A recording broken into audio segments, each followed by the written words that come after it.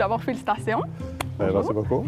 Qu'est-ce que ça représente pour toi de ce prix-là, le Gaston Thomas? Écoute, c'est quelque chose d'inespéré parce que c'est la première fois que le prix est décerné à des gens qui sont, comme ils disent, de l'ombre. Donc, qui sont hors de la vue du public.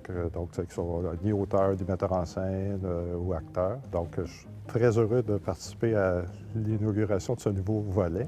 Ça faisait un petit bout de temps que je me demandais, je revisais mes années d'enseignement à l'école et tout ça, puis je me disais, coudonc, j'ai-tu fait une bonne job? Tu sais, on fait de l'introspection. Ça a réglé le problème quand ils m'ont téléphoné. Tu as enseigné plusieurs années à l'École nationale? Le premier cours structuré, je pense en 1986, mais dès ma sortie, je suis sorti de l'école en 1975, vu que le cours était juste de 2 ans. On m'a demandé de donner un cours. En fait, c'est moi qui ai commencé à dire, bien là, il faudrait peut-être donner un cours de standard graphique. Hein? Quand tout le monde dessine des plans de la même façon.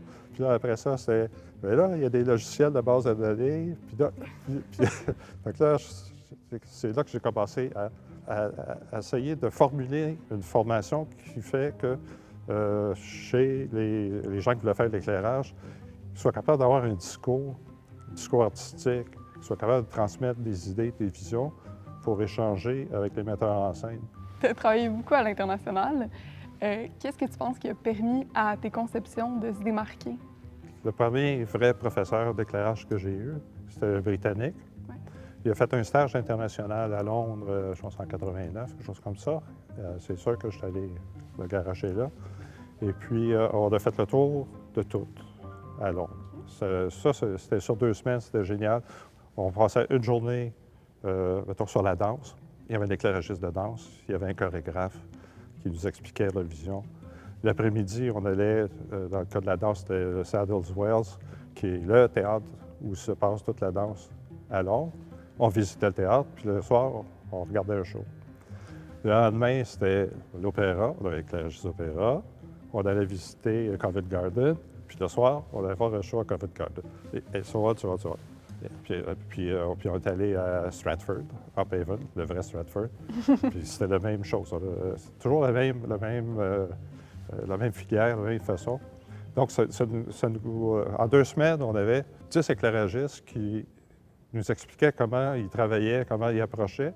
Donc, on avait une palette de visions. Ça, c'était très enrichissant. C'est sûr, il y a la barrière de langue, il y a la barrière culturelle, puis la méthode de fonctionner. Donc, nous, il faut qu'on arrive à faire nos spectacles comme on sait les faire, mais avec ces contraintes-là, c'est-à-dire donc il faut qu'on s'adapte beaucoup. Tu as un grand intérêt pour l'architecture. En quoi tu penses que ça a influencé tes conceptions théâtrales? Tu vois, ici, c'était la première fois que tout le système de passerelle, j'ai dessiné ça. OK, là? Oui. OK. Avec un ingénieur en structure magnifique, M. Chartrand, qui est décédé malheureusement. Tout ça, ça tient sur 8 tiges. C'est pas si rassurant, ça. Il y a de l'acier au-dessus. La seule chose qui était protégée, c'était le plafond. On ne pouvait pas modifier le plafond. Ouais. Il y a 2 grilles de ventilation en plâtre.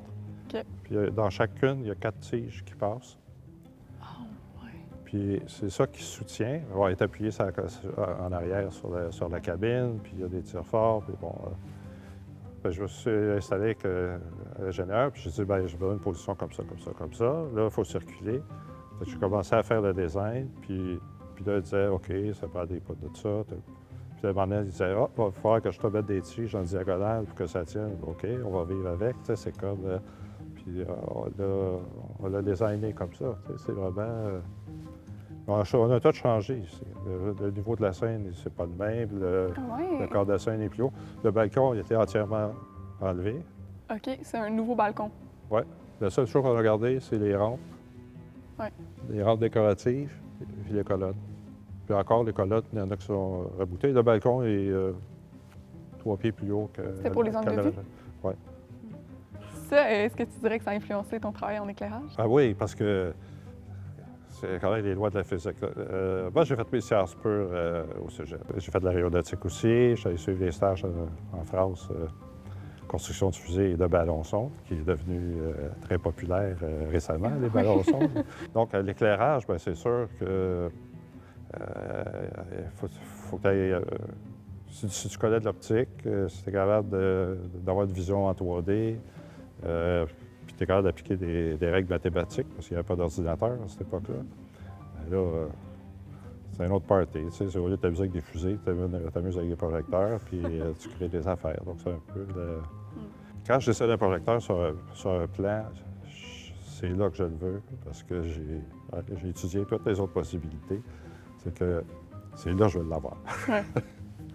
Et ça m'est déjà arrivé avec des bons chefs électriciens d'avoir dessiné un projecteur, mais en dehors du plan. Puis là, ils me demandent quelle place que tu le veux.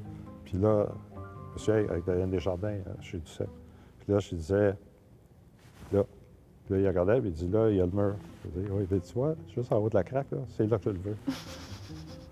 OK. Là, il montait dans le plafond, puis on l'entendait brasser, puis là, il redescendait, puis il se faisait de l'essai de quincaillerie, puis on voyait un tuyau apparaître, puis il mettait la lampe à la bonne place. Tu sais, c'est comme... il y avait un challenge. Mais lui, il avait une formation en mathématiques, fait que, tu sais, on fait se challenger sans trop de problèmes. Tu sais, c'est comme...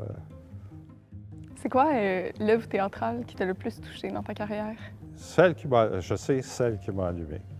OK. Et ça, j'étais au secondaire. Puis à un moment donné, ils ont mis un praticable, je ne savais pas que ça s'appelait un praticable, ils ont mis un praticable au plein milieu de la salle de récréation pour le midi, à midi.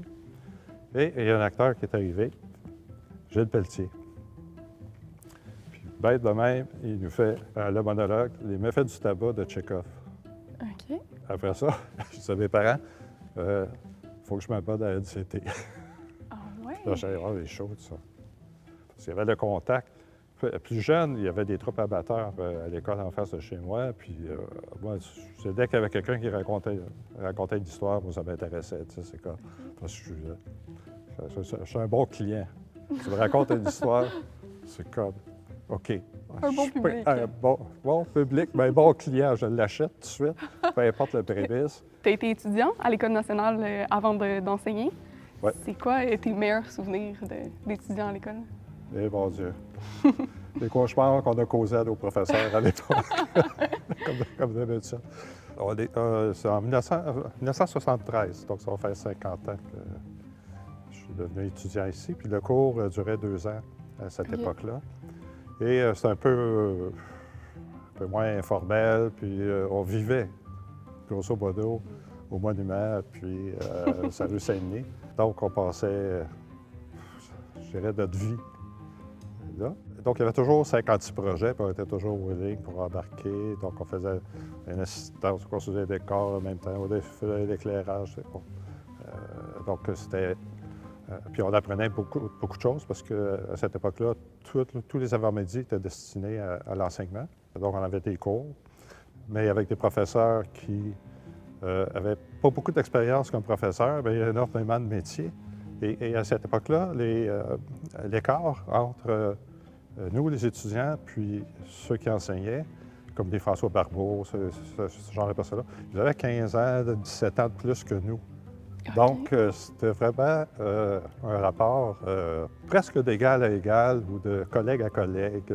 Comme enseignant à l'École nationale, ce serait quoi tes meilleurs souvenirs? En fait, mes meilleurs souvenirs, ils sont à chaque fois que je vois le nom d'un ancien étudiant.